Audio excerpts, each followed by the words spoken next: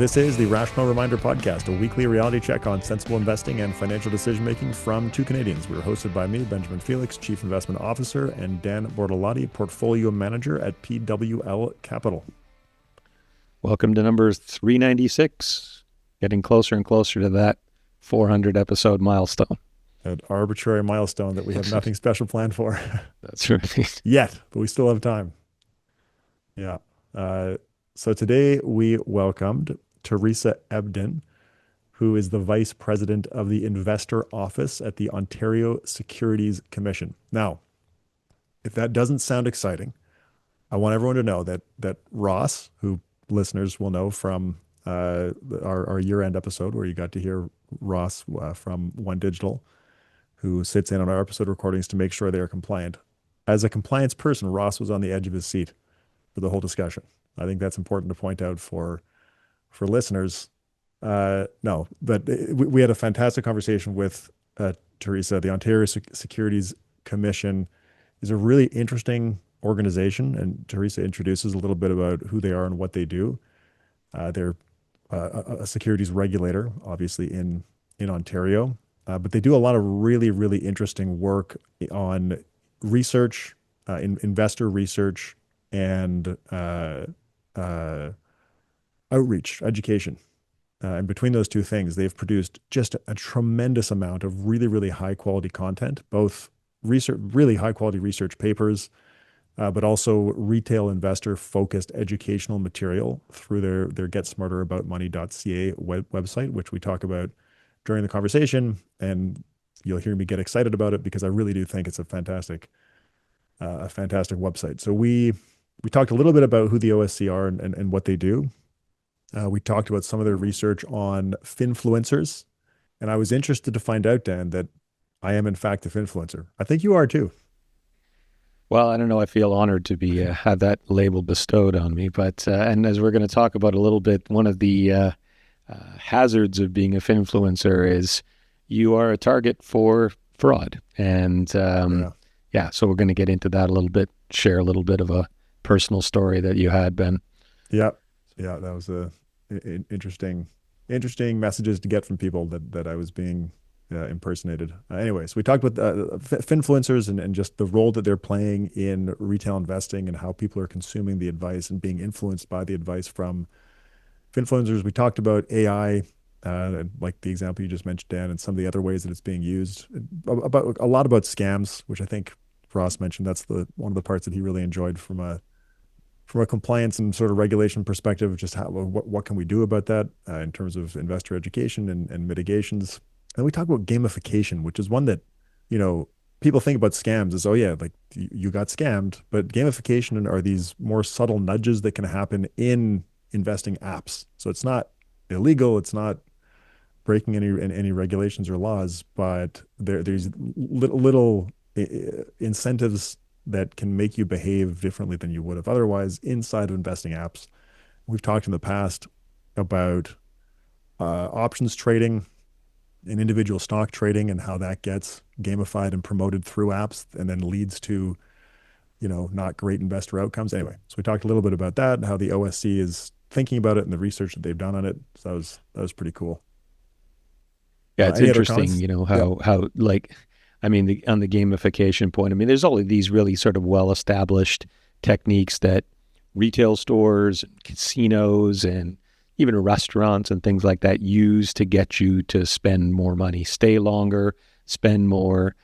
And this has become a feature of investing platforms now as well, too. And, it's one thing to stay a little longer and order 2 desserts. It's another thing to, just sort of be subtly nudged into really dangerous long-term investor behavior. And I think as we're going to talk about here, a lot of these nudges just encourage people to trade more, transact, and all of that is associated with poorer outcomes over the long term.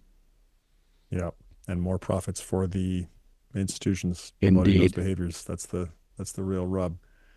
Okay, so Theresa is a strategic leader with more than 25 years of experience in marketing, communications, and financial journalism. She was previously at Accenture, where she helped lead the creation and rollout of major global programs, including client value measurement, the global COVID-19 client response, and she also had leadership roles on pro bono client initiatives in the sustainability and nonprofit industries. Very interesting background. During her journalism career, she was at Bloomberg News, the Globe and Mail, and BNN, and she covered financial markets and interviewed global leaders. She's got an MBA from the Ivey Business School at the University of Western Ontario. She was a gold medalist there, and that's like one of the top, if not the top, business school in Canada. She's also got a journalism degree from Toronto Metropolitan University, and she mentors MBA students and sits on several nonprofit boards. Really interesting person and really interesting perspectives from where she sits at the OSC, which is a regulatory body, but her office, the investor office, is really focused on the experience of investors in Ontario specifically, but I think it's applicable to any investor. Anything else, Dan? No, let's get to the interview. All right, let's go.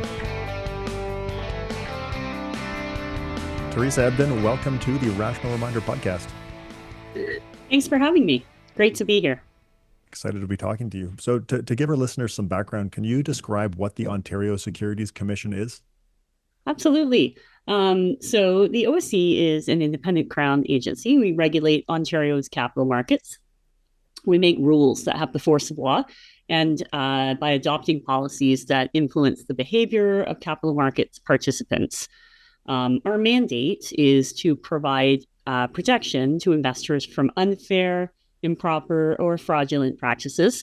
Also to foster fair, efficient, and competitive capital markets and confidence in capital markets, and to foster capital formation and to contribute to the stability of the overall financial system and the reduction of systemic risk. Important stuff. And what does the OSC Investor Office do?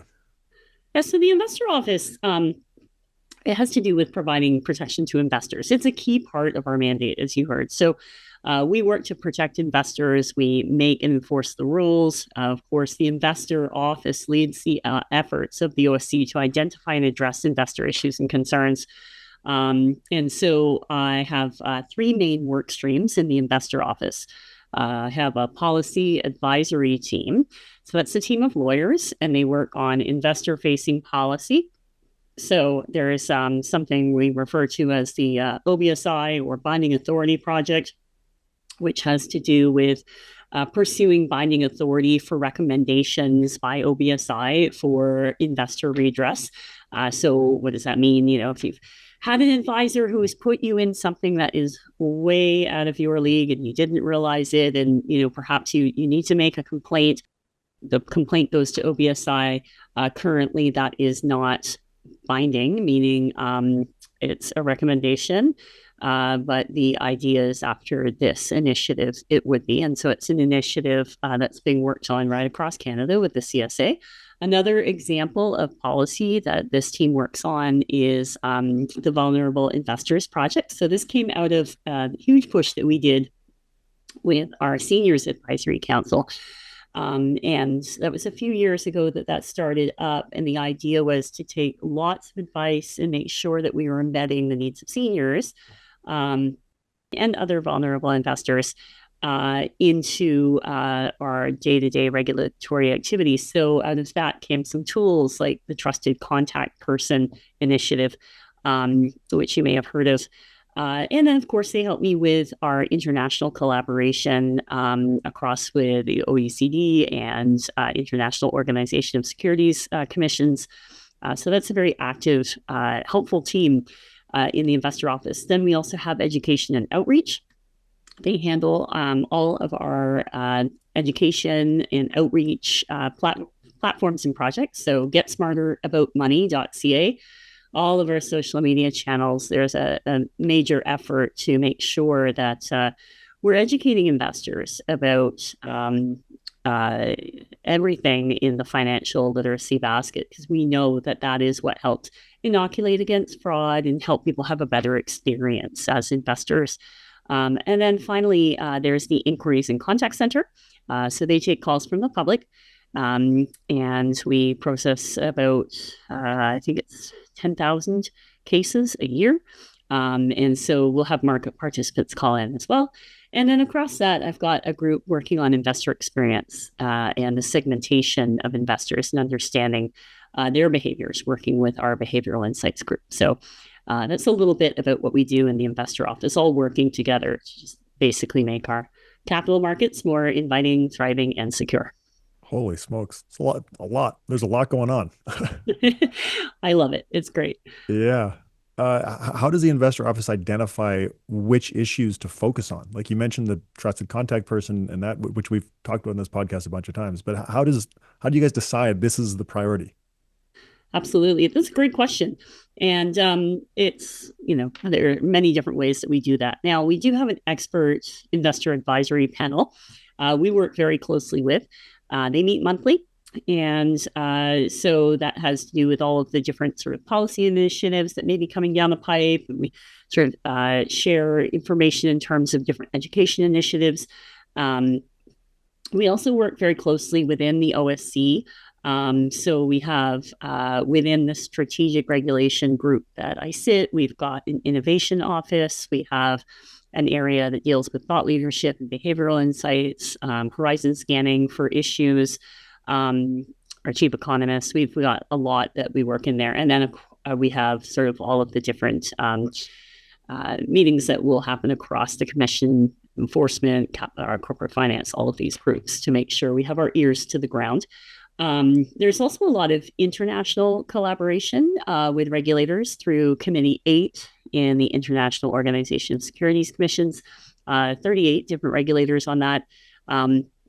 We meet a few times a year and have some different initiatives that we work on and share information about sort of global phenomena, including frauds and scams, and how best to address that with investors. And then our contact center at the OSC that I mentioned earlier, it's our first point of contact for many investors. We collect data from the calls that we receive there, obviously protecting the privacy of those individuals, but making sure any key issues are understood and elevated.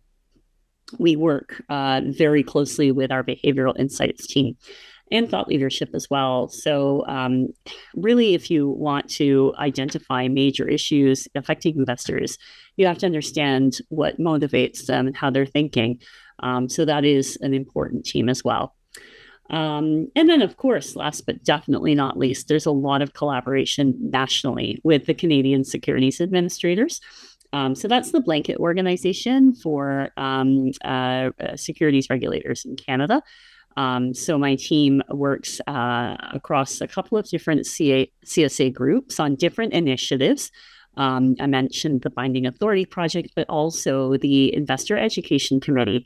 They also meet very regularly and share information on different campaigns, and then have campaigns that they'll put out as well to educate investors. So there's a lot of different ways that we come at it when we're identifying the issues affecting investors today. Now, Theresa, you mentioned that you get, I think you said 10,000 or so inquiries annually.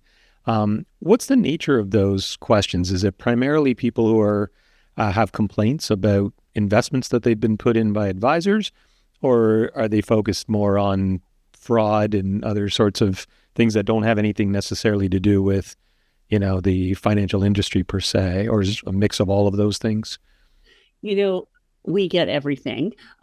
Sometimes this is a contact center rather than a call center. So they are actually taking on cases, handling different issues that people may have.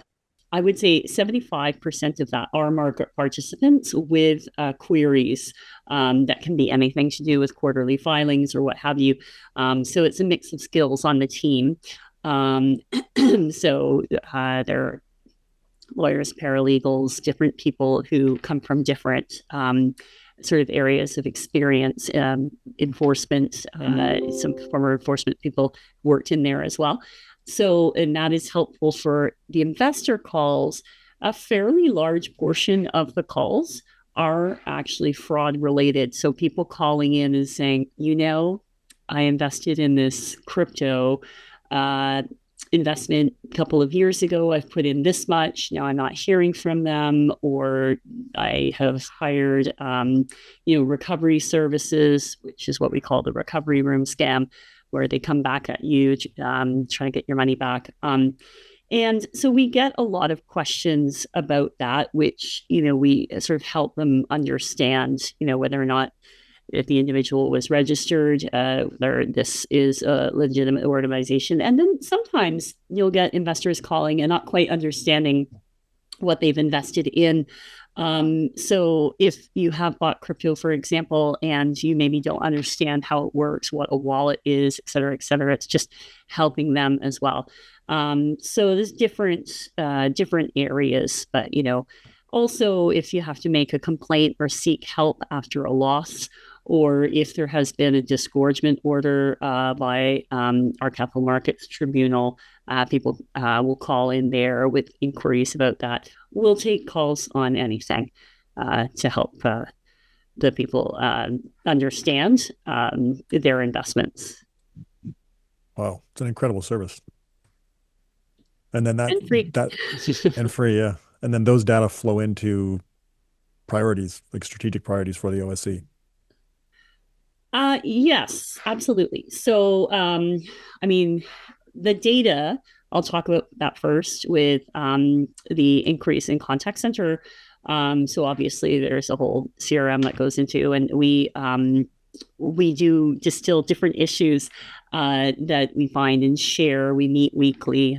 I have a team of managers across the different divisions and share any kind of trends we're noticing or major initiatives on the way. And so, for example, I'll use the example of the recovery room scam that I talked about earlier. So if you know someone who's been defrauded, likely they've also received a follow-up call. We're seeing this more and more, where an organization has said, "Oh, I represent a service that can help you get your money back," or "I'm investigating this, I can help you." And, it can be anything. I mean, they'll say anything to get your money, but, a common one is just open up this wallet, put $25,000 in it, which is a minimum amount that you need to have in there, and then we'll dump all the money back in there. That's a very common one. So that's the recovery room scam. When the contact center was getting a lot of those, we started with an example of what a call sounds like what the key points are. Then we moved into the education and outreach team and walked the wider branch through the materials that we have to educate people on frauds and scams and this particular type of fraud and scam. And then we brought in the policy team that had sort of the different policy initiatives that we could speak to that would help maybe slow down some of the impacts of these fraudsters' attempts, like the trusted contact person. So just helping everyone understand the end-to-end work that happens across the investor office. It kind of encourages that connective tissue and gets the team working together in new ways. Just even that lunchroom conversation, ideas moving through, just to kind of get creative and how we can really drive the content forward. Now, speaking about the education mandate, can you tell us a little bit about the GetSmarterAboutMoney site, and who's the audience, and who's creating the content for that site? Well, it's us. Okay. So GetSmarterAboutMoney.ca. It's our investor-facing site, and it's actually one of Canada's most visited financial education websites. It's won a few awards. There were almost 5 million visits to the site last year. So we've got a whole raft of content, different games, tools, plain language articles, resources, and it really takes a broader scope, because when you talk to someone about investing, they're also thinking about their money. So it's really financial literacy as well. And so we work with different partners on the content as well. It's written by the team. And we'll refresh articles as we go over time as well and keep it fresh. But it's anything from budgeting to investing, retirement. It's a place where you can go and learn about the different kinds of frauds and scams as well and how to avoid them. The most popular item on it is the compound interest calculator, hands down. We have Investing Academy on there as well. This is a suite of just free open online courses. They're designed to help people learn the fundamentals of how investing works. And it's we're making it available to as many people in Ontario as possible. So we provide services or the information in 23 languages to help people make more informed investment decisions. Speaking of languages, we also have an OSC in the community program, and that falls under our outreach area. And so we have staff who will go around to different communities, seniors' homes, new Canadian centers, anywhere that makes a request, gets in our queue, and we speak with investors, including newcomers and multicultural groups. And we deliver these presentations on fraud prevention, investing 101, and the client-advisor relationship. And we encourage internally anyone within the OSC who would like to come out and speak to do so, although we do have a team who handles that as well. But more broadly, lots of Get Smarter About Money social media channels. We're actually on quite a few because you're recognizing that people get their information from many different sources. So you can go to YouTube or Facebook, Instagram. We're on X, Pinterest, Blue Sky, and recently Reddit, which is proving to be pretty popular as well. So in all, when you sum it all up, that adds up to 17 million visitors to our resources last year. Crazy. It's really good content. I I'll frequently use screen captures of different parts of that website. If I'm talking about a concept in one of my videos, I'll show just that description, the way that the GetSmarterAboutMoney.ca website has described it, because I find that they're just such concise, plain language explanations of basic and sometimes not so basic financial concepts. So it really is good content. Oh, thanks. I really appreciate it. I think I really encourage the team, and they're so creative to just, do different things. So they've been having a bit of fun on Instagram and also playing around with our mascot, that little owl you see. Yeah. The owl's name is Oscar. Okay. So they've been, That's a good name. yes. So we do have a great team. Right across there, and they'll work with everyone right across the commission that they need to get that information, and everyone understands how important it is. So the way it's a culmination of the body of knowledge that the people in the OSC have in order to help the people of Ontario and beyond, whoever wants to access it, and of course informed by what comes in from the contact center, our advisory panel, and all of that. We have a section too with articles about the latest research at the OSC. We have a very robust research group. And there's a very cool section on the psychology of investing. So our behavioral science experts have designed articles to help people more aware of the biases that may impact their financial decision making. There's a behavioral bias checker, which I don't know, have you used that one? No, not that one specifically.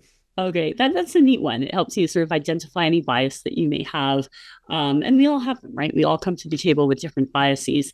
And so it takes people through a series of questions and scenarios to identify which biases they may be most susceptible to when it comes to financial behavior. Yeah, it's very, very cool. It's a great resource. So we've talked about a lot of different things and a lot of the ways that the OSC is figuring out what the priorities are. Can you talk about what the major retail investors that the OSC is watching are today? Yes, absolutely.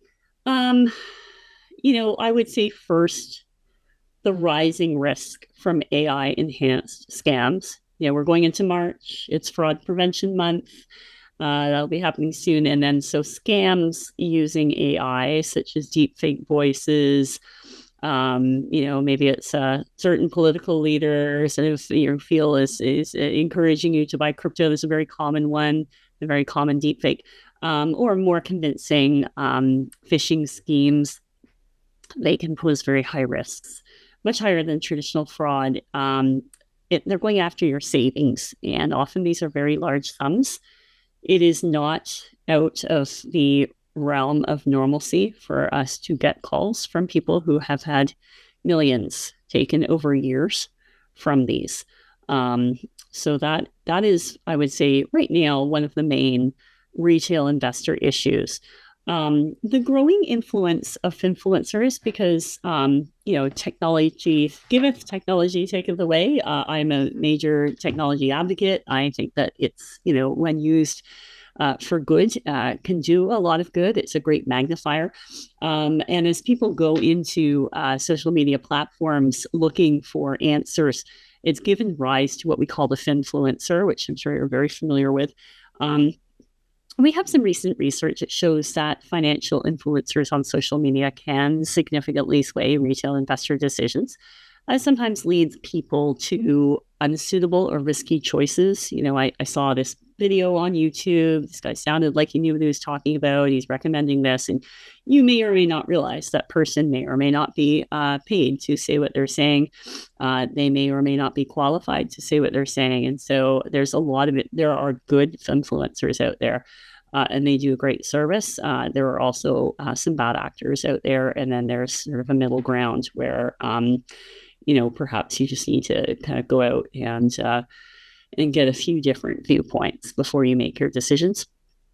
And I would say that misleading online design, like sometimes called dark patterns, trading platforms that use subtle digital design tricks that push investors towards certain choices, which may not always align with their best interests.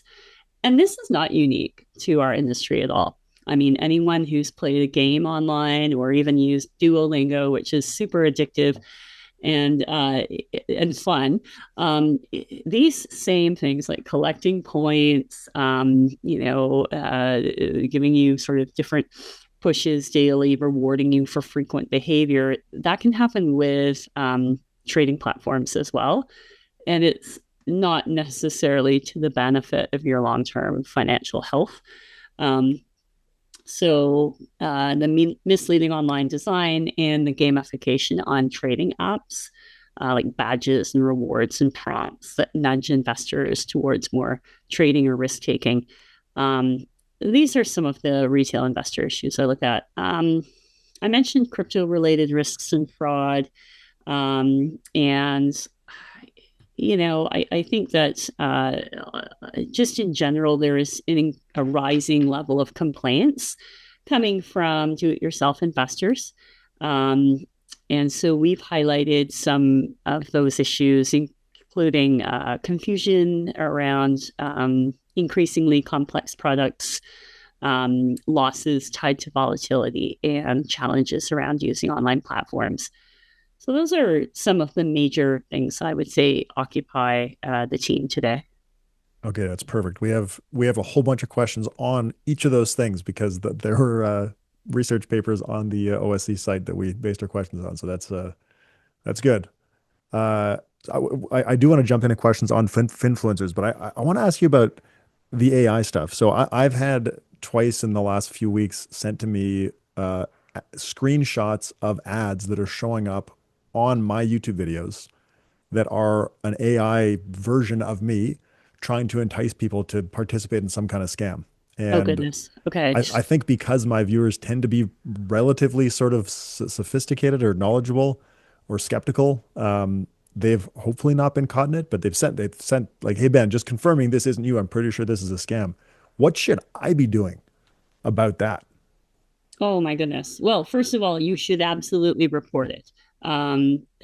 You first report it to the police. if someone's impersonating you, I mean, that is right there our cause to call, your local police. The Canadian Anti-Fraud Center needs to know about that. They collect data on this, and you can call our contact center as well. Inquiries at osc.ca if you just prefer to send an email. We do hear of this a lot. I mean, I'm sorry this happened to you. This is must feel like such a violation, particularly as you work to build up, a good brand, and to have someone do that. It's cold comfort that they impersonate everyone. They even impersonate us. Crazy. There was just a warning out about the CSA impersonation scam a few weeks ago. So, major economists, politicians.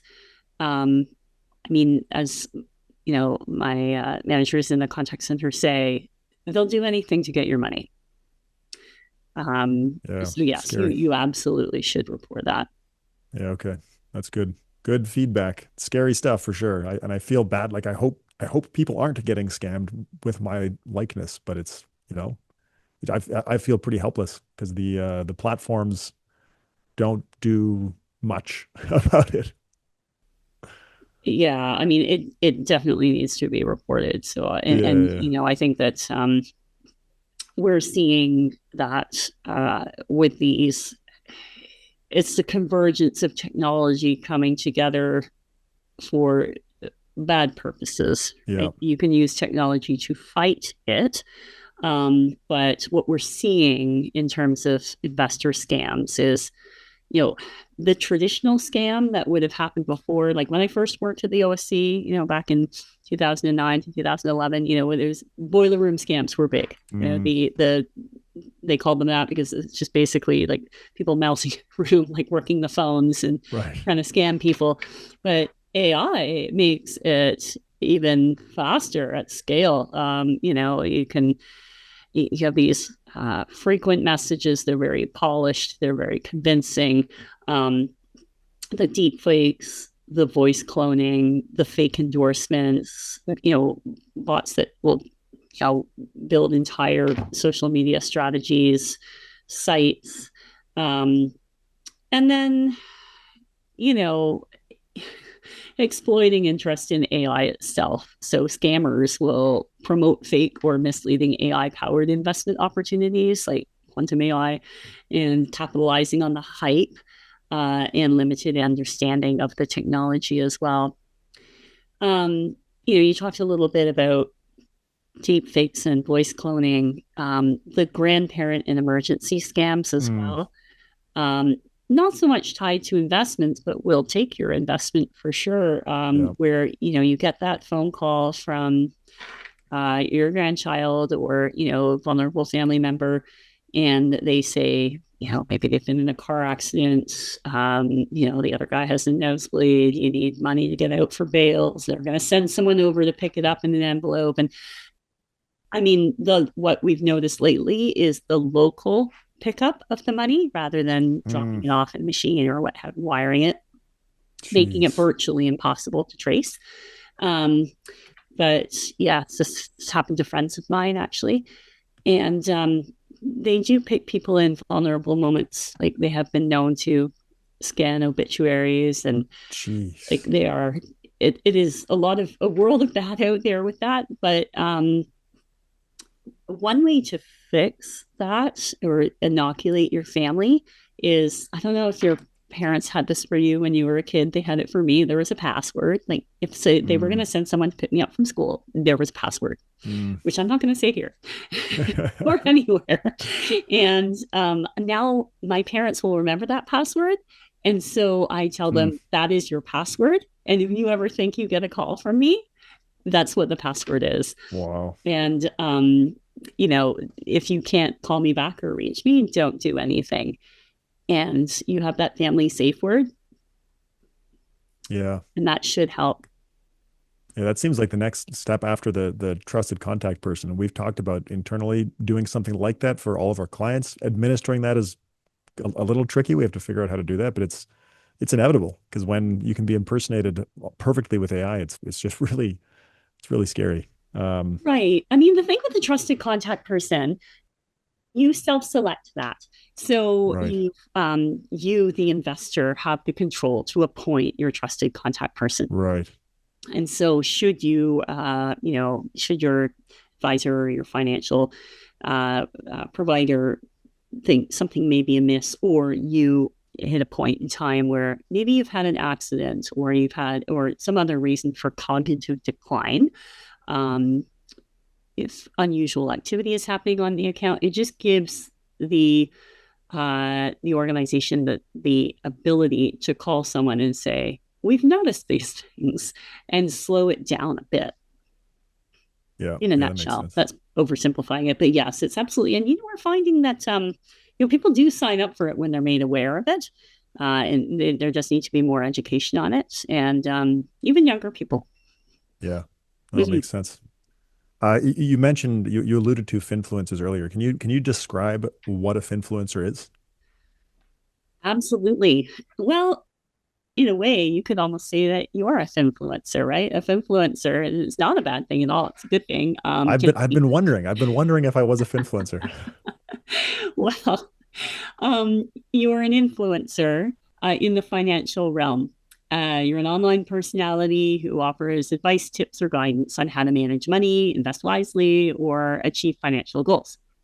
So, influencers generally do fall into one of three categories. So there are unregistered individuals hired by financial firms, and registered investment advice professionals, the latter one.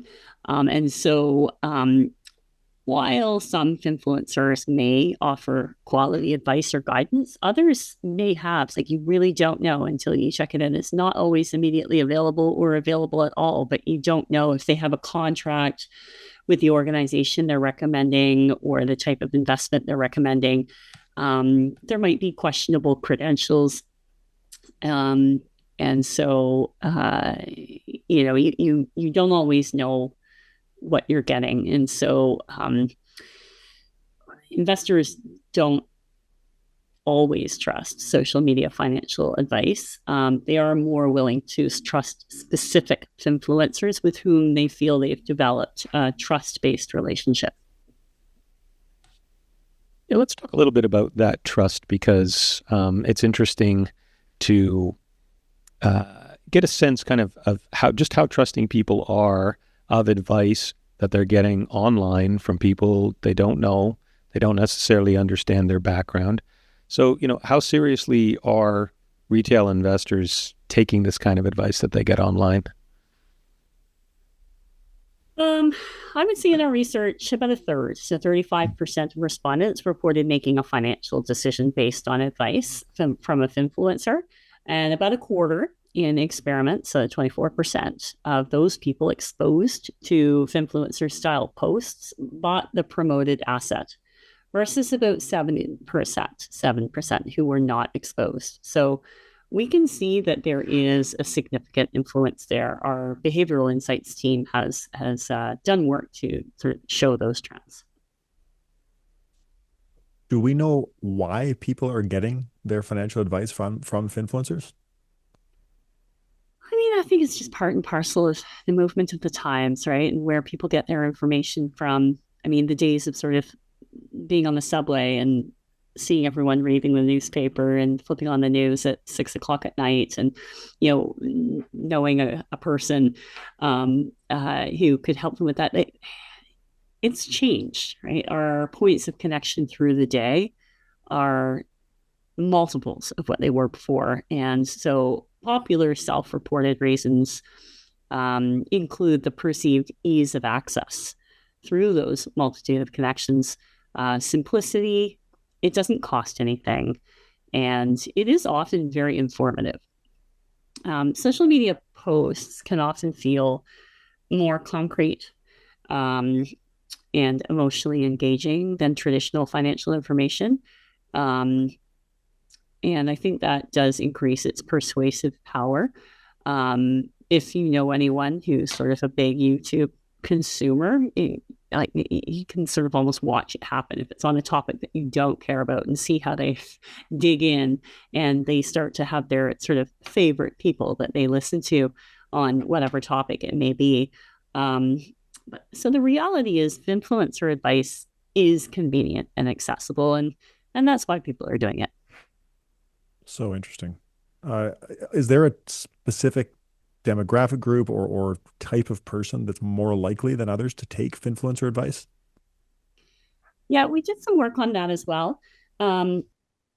So when exposed to finance-related social media content, about a fifth, 21% of investors bought the asset promoted in a post, compared to 29% of non-investors. So that suggests non-investors are at an elevated risk of being influenced by finfluencer content on social media. So thinking back to that example of someone who may see an Instagram post with a politician promoting a crypto asset, and maybe they've never bought an investment in their life, they are more likely to go for that scam. They are also more likely to listen to a finfluencer. And so of those who have made financial decisions based on finfluencer advice, they're also more likely to have been scammed on social media, to the tune of 12.2 times more likely. They are more likely to trust the financial influencers that they follow, 7.2 times more likely. They are nearly 5 times more likely to trade stocks or other investments frequently, several times a week is how we define frequently. And they're nearly 4 times more likely to believe that the financial influencers they follow provide useful information. Some other interesting facts that I found, they are 3 times more willing to take moderate risks and accept some losses to potentially earn higher returns. And they're twice as likely to have experienced significant investment losses in the past. That's a major one. They're also twice as likely to manage their investments using a self-service mobile app. And then so finally, of those who have made financial decisions based on influencer advice, they're also less likely to work with a financial advisor or a portfolio manager. In fact, 3 times less likely. And similarly, roughly 3 times less likely to spend less than an hour on social media per day. So there are some pretty clear divisions there. That's super interesting.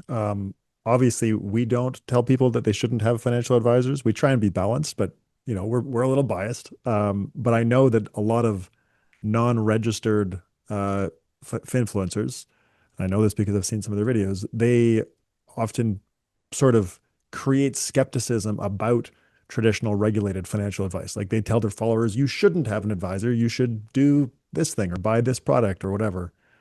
So it's interesting to hear that there is that relationship in the data. Yeah, that's really, you can walk through different industries and see this, everything from health advice to, sort of how you organize your day, and finance is no exception. It's just, the consequences if you sort of do fall in with a influencer who's not got your best interests in mind. The consequences can be quite dire. So how should consumers who are, listening and viewing this financial content separate the good from the bad? What are some of the criteria that you can work through? Is it production quality? Is it trying to figure out who the source is? What's some advice that you can offer to people to help, separate the wheat from the chaff there? Yes. Well, fortunately, and that's a great question. And as you know, to become qualified to give financial advice, you actually have to do a lot of studying, a lot of credentials. And when you get those credentials, you become registered qualified. So going to checkbeforeyouinvest.ca, which is another service we provide, go there. If your person's there, that means they're registered. So at least they do have the qualifications. That's good to know. And then you also want to sort of be digging around their site or their profile and seeing if they disclose any conflicts of interest or compensation. They may not, but that's something to look for. And then, as with anything in life, like just be very cautious of highly emotional language. If they're creating a sense of urgency, promises of easy returns, these are very common persuasion techniques. If you've ever seen the movie The Beekeeper, there's a scene there where a woman is having her computer sort of compromised, and there's sort of a ransomware situation, and the choices are made and they're unfortunate, but the emotional language, the urgency, all of that's commonly used with bad advice. It's also commonly used with fraudsters. So this is emotional manipulation is always something to be very careful of. So something that seems kind of tricky is that, like, Dan and I are registered, where we have our licenses to give financial advice. And so if we said the wrong thing, there would be repercussions. But a lot of the people who are giving maybe the type of advice that should have some oversight are not registered. And so it seems like it'd be tougher to enforce any regulations. So what are the regulatory challenges posed by this finfluencer issue? It's a great question, and it's actually one that regulators around the world are looking at right now. So you're right. Influencers may unintentionally trigger securities law obligations. And so they may believe that they're just educating, but their content can still be regulated if it reasonably influences investment decisions. And sometimes influencers may have difficulty distinguishing general advice from registrable advice. There's a general advice exemption from this registration requirement that many influencers could be relying on. Social media formats make it easy to omit or obscure disclosures that are legally required. So I guess, check it out, check it twice. I will say that the steps that we've taken to inform consumers about these issues have really been a focus lately. So the OSC, together with the Canadian Securities Administrators and CIRO, released Staff Notice 31369, which you can look it up there if you like, and you've probably seen it, but it explains how existing securities laws apply to influencers and online investing content. We made a real effort with this one. Staff notices generally, they tend to be a bit more legalistic. They are generally written by lawyers, read by lawyers, and market participants. This one in particular has been written in a way that is very plain language, very accessible. It emphasizes that securities regulators actively monitor influencer activity, and not financial advice disclaimers do not override legal obligations. And so we're running a nationwide social media campaign on this, and then we'll have more coming to ensure that influencers and investors are well informed. There have been efforts by other regulators around the world, notably the FCA in the UK, on influencers as well. So this is part and parcel of sort of a larger effort. Makes sense, because it's a tricky issue, and as you've talked about, there are a ton of people who are getting advice from people who are not qualified to give it. It's scary.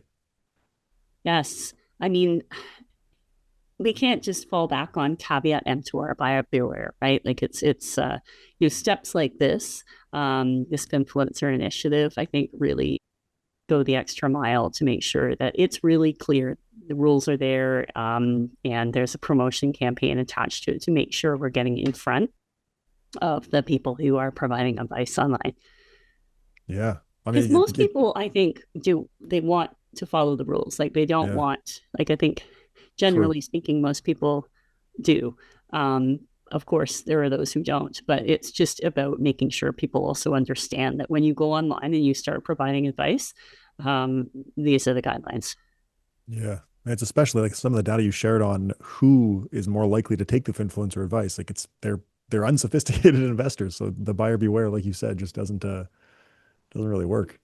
Yeah, I think we have a greater duty of care than to say that. Yeah, yeah, yeah. So I talked about my AI impersonation experience. Can you talk about how else you guys are seeing AI being used to perpetrate investor scams? Oh, so many ways. So when it comes to AI, we've talked about the deep fakes. I actually do want to just speak a little bit about what can be done to help as well. And so we did dig into sort of the different types of scams, but the thing I want to say is we have a fraudulent web removal service, like it's called the takedown service informally, and the CSA has been actively working with a third-party service provider to remove fraudulent investment platforms and cryptocurrency scam websites. And so between June 5th and November 23rd, they deactivated nearly 4,000 to 3,900 fake investment platforms and cryptocurrency scam websites. So I just wanted to sort of flag that as a bright spot that work is being done in this area. When it comes to sort of the different types of scams that are out there, I mean, we've talked about being skeptical of urgency and hype, but you'll see unsolicited offers. You'll see sort of all the hallmarks of traditional fraud, guaranteed returns, exclusive AI-based opportunities. These are all warning signs. And so it really is turbocharging those traditional scams, as I said. But what I'd like to make sure we talk about is AI as a magnifying glass. So AI enhanced scams take the traditional scam world and just magnify this for investors. So it's a much riskier place than it used to be. And so we are seeing in our study, one study we did, participants invested 22% more in AI enhanced scams than in conventional scams. And AI often removes common red flags like poor grammar, inconsistent formatting, making scams appear more legitimate and professional. And they have, as I mentioned, that greater scale and reach. So fraudsters can target more investors more quickly, build lists, build leads, and they become more widespread. So there's the different types of scams, but then there's also the way that the technology is used to reach the investors as well. So that sort of leads to the question of, how we can mitigate it. Is the solution a technological one, or is it just more about raising awareness? Is there anything that people can do to protect themselves beyond simply, the typical advice of just kind of learn what the warning signs are and be skeptical? There must be something else that we can do to kind of push back. Yeah, there is. And so there are system level mitigations. So you can get tools such as browser plugins or platform level warnings. They flag suspicious investment contact. They can materially reduce scam investments. Shows up to 31% in some experiments. There are just-in-time messaging mitigations. So these would be prominent alerts that highlight scam risk at the point of decision, can reduce impulsive investing in fraudulent opportunities. And then when it comes to persuasive techniques, exposing investors in advance to examples of AI scams and explaining common tactics does reduce susceptibility to fraud. We know this. And so, the idea is, we call it inoculation. Next, education is inoculation, or a form of it. Other things investors can do to protect themselves. I mentioned being very skeptical. In the journalism world, it's where I started a long time ago. In financial journalism, we had a saying: if your mother says she loves you, check it out. So you really have to be very skeptical of any offer that comes your way. And, any advisor or financial professional sort of worth your time is going to work hard to make sure that you feel you're making the right decision. And it's okay to ask questions and kick the tires. Ask them what their credentials are, and really be very suspicious of unsolicited offers. If you don't know this person very well and suddenly they're coming to you with, an investment opportunity, they have a great lifestyle and you're hoping you can have a piece of that too. Like, that's a huge sign. Anything with guaranteed returns, unless it's a GIC, is pretty much a big red flag as well. And then we talked about exclusive AI-based opportunities. That's a common theme. And the verification before investing, so independently confirming the legitimacy of the investment, the promoter, and any claimed endorsements using trusted sources. Like, get a notebook, write it down, or put it in your OneNote in your computer. Get all the details and check it out. And then when you have all of that information, you need to go get some second opinions. The reality is we spend way more time choosing a fridge or a washing machine than we do checking out and getting second opinions on investing. Many of us, and I think it shouldn't be that way. These are major decisions. Taking time and consulting registered professionals, your trusted friends and family, and regulator-backed resources really does reduce the likelihood of falling victim to a scam. And then finally, of course, to come full circle, get smarter about money. We have a whole section on frauds and scams. And the more education you have, the better you'll be able to spot and prevent fraud. Yeah, that's awesome. I love the inoculation point. That I did a video last year because I was noticing these there was every time I would post a video, there'd be all these bots in the comment sections, and they would be having these like conversations with themselves, promoting a specific name, always a full 3-name, first, middle, and last name. And if you Google, there'd be no link, but if you search that name, it would take you to a fake landing page. It was clearly a scam. And so I like clicked through and had my OPSEC set up pretty well to protect myself, but I communicated with the scammer to just see what would happen, and then made a video about it to try and, show my viewers, like, hey, if you're seeing these, this is what they're trying to do for that inoculation reason. But then they that stopped, and now it's the AI thing. So they move so fast. I think the inoculation can be tricky. Well, they move fast. And also, one thing we haven't really dug in on is the relationship investment scams, sometimes called long haul scams, and sometimes very uncharitably called big wood shrink scams. But this is when you have a person who's approached you and over time become your friend, who you may or may not meet. And they're getting close to you, and suddenly in comes the ask for you to join an investment club, or, hey, I've been doing some crypto investing and it worked out really well for me. And maybe it starts with $100 and it kind of goes and goes and goes.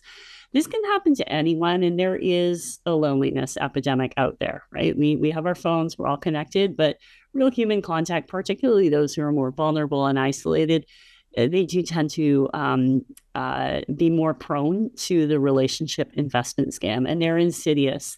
I watched a presentation by the Global Anti-Scam Alliance at a recent IOSCO meeting, and they took us behind sort of the dashboard of how these scam farms operate, which in and of themselves are terrible operations, mainly often powered by trafficked individuals. And, you have your dashboard, and say if you've ever gotten a text from someone named Vu. This was the example they gave. It's sort of a scam that was happening for a while. And this person had a dashboard. There's like 20 to 30 of, different pings. And then most people don't respond, but some do.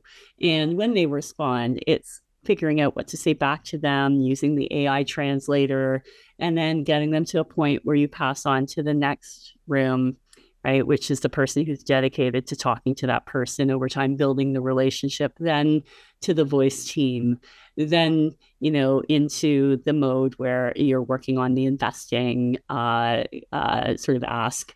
And then, of course, at the very end, there's the recovery room scheme, which happens frequently. And then the final phase is they completely disappear from your life, and it is happening at an alarming rate. It is not unique to Ontario or Canada or even North America. These are happening globally. But the relationship investment scam is a particular insidious one. Something to just be aware of. Because money is emotional, right? And if you've ever tried to talk someone out of, a situation that's maybe not good for them emotionally, this can be one of them too. And we have resources on Get Smarter About Money about this, how to handle it if you've been the victim of fraud. And there are resources available, because it is an extremely emotional moment when a person realizes that they have fallen victim to a scam. And unfortunately, we handle that on a daily basis when our contact center. Yeah. It's one of the most upsetting ones, right? Because, on some level, some investment scams, I think there's a tendency to feel a little bit like somebody promised you a guaranteed 20% return and you jumped at it. Maybe you're just being greedy and maybe a little bit foolish. The relationship one is really preying on a person's emotional vulnerability. It's not about greed. It's not about investment returns. It's just about a need for something very fundamentally human, and somebody just heartlessly taking advantage of it. That one really, I think, is upsetting to have to witness. And some of the stories that we've read about people who have fallen victim to that are really depressing. So, yeah, anything that can be done to mitigate those is obviously, hugely important. Yeah, I think education, discussing it on, major podcasts like this one. This is really sort of where it makes a difference, is the awareness campaigns, just getting out there talking about it, and also making it okay to talk about money. In one OSC in the community event that I was at, I was speaking to a woman in her 90s, and she thanked us for coming in. And she absorbed the whole presentation. She has some questions related to some of her own personal investment matters, which we referred to the contact center because they were getting quite detailed, and she needed some advice there. But she did say to me, we just never learned this at school. We didn't talk about money growing up. And many households, that is the case. But it is important too. And I would say for those of you who have children, talk to them about money early on.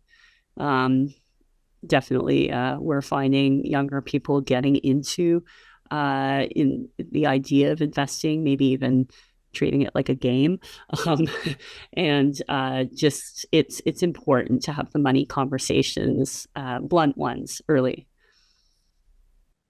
Yeah, I definitely try to do that with my kids, and they're pretty engaged about it. They know what I do for a living. They know that I make YouTube videos about finance, money that a lot of people watch. So they're like, they'll probe and ask questions, and they're pretty curious. They're not like that super excited or passionate about it, but they'll say like, "So what was your podcast about today?" And I'll tell them like, "Oh, cool." Anyway, my oldest great, yeah. is That's 11. on YouTube. That's already your cool, right? Yeah. Okay, so we've been talking about like overt, like illegal scams. Something else that can be insidious but is not illegal, I don't think, is gamification, as you mentioned earlier, where sometimes these apps are influencing the ways that people behave in a way that's probably not leading to good investor behavior, but is leading to behavior that's profitable for the company that created the app. Can you talk about how gamification in investing apps might be affecting retail investor behavior? Yes, it's a great topic, and it's one that the OSC has done a lot of research on. We're very grateful to our thought leadership group and behavioral insights group, and they've taken rightfully so, a good focus on this, and sort of working with best practices globally on this. So gamification and digital engagement practices more broadly can influence investor behavior in positive and negative ways. So it's not inherently good or bad. The existing research that our teams did found some negative effects on investor behavior, including increased trading frequency, which is associated with lower returns, and what we call a herding effect, in which investors gravitate towards securities promoted via gamification techniques. So while gamification techniques can make investing platforms more engaging, there is concern, and rightfully so, with associated evidence surrounding that downstream impact on investor outcomes. So what are some of the mitigation techniques then that can be used to kind of reduce the negative effects? They might not all be negative, but obviously we want to shift it in the positive direction. Now, I mean, mitigations can be deployed at the individual level. So there are things you can do yourself if you're trying out these platforms, as opposed to systemically, to increase the likelihood of investors changing their behavior. So broadly speaking, mitigations can be used either before an investor encounters gamification techniques or during their encounter with gamification. So while research in the investing domain is limited, several techniques that our teams recommend could hold promise in protecting investors from gamification. So those include requiring users to opt in to being exposed to gamification on investing platforms, rather than being automatically opted in. And then within platforms, disclosures or labels drawing users' attention to some of the risks associated with gamification techniques. And then creating positive frictions within apps, so confirmation screens to encourage more deliberation among users. Those are some of the different mitigation techniques that can help reduce the negative effects of gamification. Can you talk about how the Get Smarter About Trading simulator works? Yes, absolutely. Have you tried it yet? I did play with it, yeah. Okay. Yeah, it's a fun tool we created. So you get $10,000 in obviously not real funds, and you invest in a list of stocks. And we use a few gamification techniques throughout the simulator.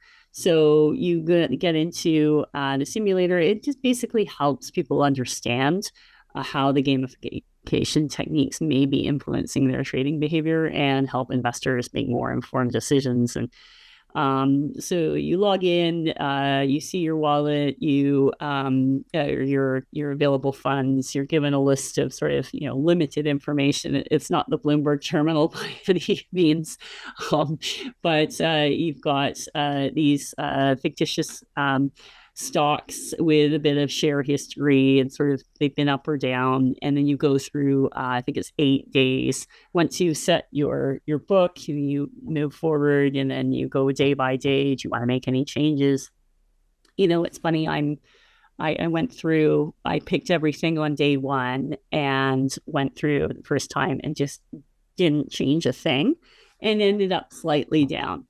And I think, for those of us who understand that if you're going to, the 8 days is actually not a very long time, and you get charged every time you trade, but then they would give you points. So for those people who would make decisions every single day and would be looking at the points they're getting, which, of course, don't have a financial value, but their amount is going down, it would be sort of a learning opportunity. But of course, as you're going through the tool, we're collecting sort of the user behaviors, and it's an interesting way to see how people may behave in those situations. Yeah.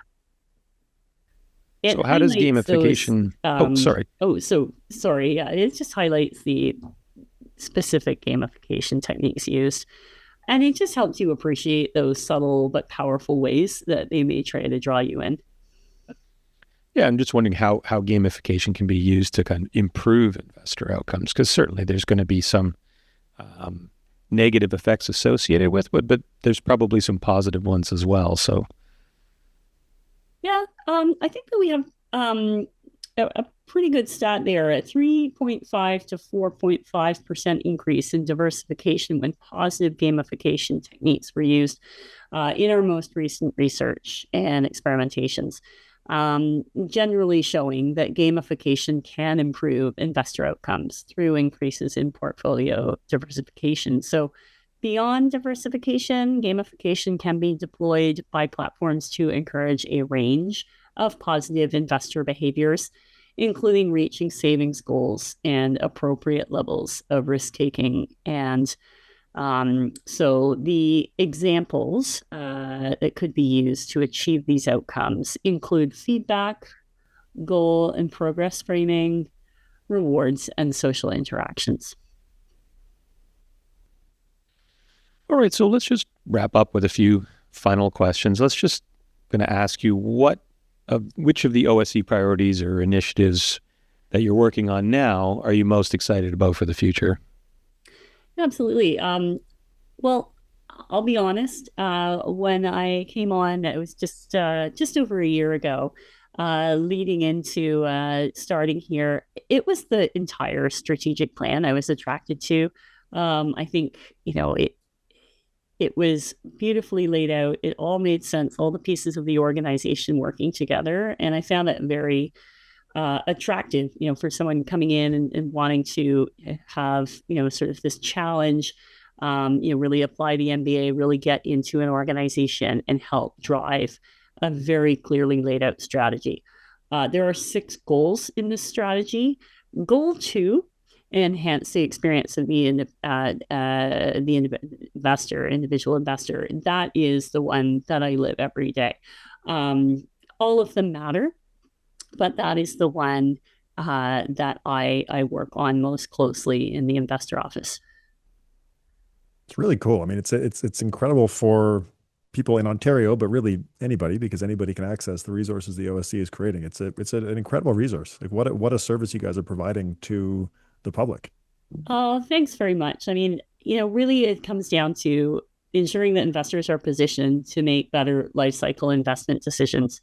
Whether it's having that investor redress system in place that we talked about, whether or not how we can help reduce investor harm through education, inoculation, making sure that investors and advisors have a better understanding of financial and securities markets. One thing to watch towards, like a big moment in Goal 2, is we're launching our Fraud Prevention Month campaign soon. So be sure to visit GetSmarterAboutMoney and follow our social media channels. And we're hoping that really helps get the word out as well. Yeah, well, we'll link to those resources in the episode show notes so people can check it out. It's honestly, it's such a good website. And I think the reason that I always link to it is because it's great content, but it's from like a neutral source. Like there's no conflict of interest where like, oh, are they doing this because they're trying to sell me a product? So it's between the content being good, it's really good quality, and the fact that it's so obviously unbiased, it's just such a useful resource. Oh, thank you. Yeah, no, it's a really dedicated group of individuals there. I'll definitely pass that compliment on to them. And yeah, it's definitely something that everyone's very passionate about over here. Yeah, you can tell. It comes out through the content. Thank you. Final question for you, Theresa. How do you define success in your life? Oh, okay. So I see we saved the easy question for the end. I actually have a good answer for that. So I am a big believer in defining your purpose. I teach a class on developing your leadership purpose at Ivy, regularly come in and do that, and listening to people develop their purpose through the challenge, action, result they want to drive in their lives. It has a way of helping me also think about what I want to do and coming back to sort of my purpose, and then living that purpose, making sure that we have the courage to kind of go out and do sort of the big, bold things that we need to do to go out there. Mine is about driving change through innovation and bringing different groups together to find that common ground and move forward. And I think that it comes down to courage to change and making sure that you're always prioritizing the collaboration. That saying that if you want to go fast, go alone, but if you want to go far, go together. I would say that if I've gone far and perhaps a bit fast with others, then that is true success in life. It's a great answer, and you have clearly thought about it. Thank you. And that, of course, and my kids. Of course. All right. This has been a great conversation, Theresa. We really appreciate you coming on the podcast. Yeah, I really enjoyed it, and all the best. And thanks very much for having me. Hey everyone, it's producer Matt. Thank you so much for tuning in to this week's episode. Before we sign off, here's the disclaimer you've been waiting for. Portfolio management and brokerage services in Canada are offered exclusively by PWL Capital, which is regulated by the Canadian Investment Regulatory Organization and is a member of the Canadian Investor Protection Fund. Investment advisory services in the United States of America are offered exclusively by One Digital Investment Advisors LLC. One Digital and PWL Capital are affiliated entities, and they mostly get on really well with each other. However, each company has financial responsibility for only its own products and services. Nothing herein constitutes an offer or solicitation to buy or sell any security. Occasionally, we tell you not to buy crappy investments in the first place, but that's not the same thing as telling you to sell them. This communication is distributed for informational purposes only. The information contained herein has been derived from sources believed to be truthy, but not necessarily accurate. We really do try, but we can't make any guarantees. Even if nothing we say is fundamentally wrong, it might not be the whole story. Furthermore, nothing herein should be construed as investment, tax, or legal advice. Even though we call the podcast your weekly reality check on sensible investing and financial decision-making, you shouldn't rely on us when making actual decisions, only hypothetical ones. Different types of investments and investment strategies have varying degrees of risk and are not suitable for all investors. You should consult with a professional advisor to see how the information contained herein may apply to your individual circumstances. It might not apply at all. Honestly, you can probably ignore most of it. All market indices discussed are unmanaged, do not incur management fees, and cannot be invested in directly. Which is a shame, because it would be awesome if you could. All investing involves risk of loss, including loss of money, loss of sleep, loss of hair, and loss of reputation. Nothing herein should be construed as a guarantee of any specific outcome or profit. Past performance is not indicative of or a guarantee of future results. If it were, it would be much easier to be a Leafs fan. All statements and opinions presented herein are those of the individual hosts and/or guests, and are current only as of this communication's original publication date. No one should be surprised if they have all since recanted. Neither One Digital nor PWL Capital has any obligation to provide revised statements and/or opinions in the event of changed circumstances. See you next time.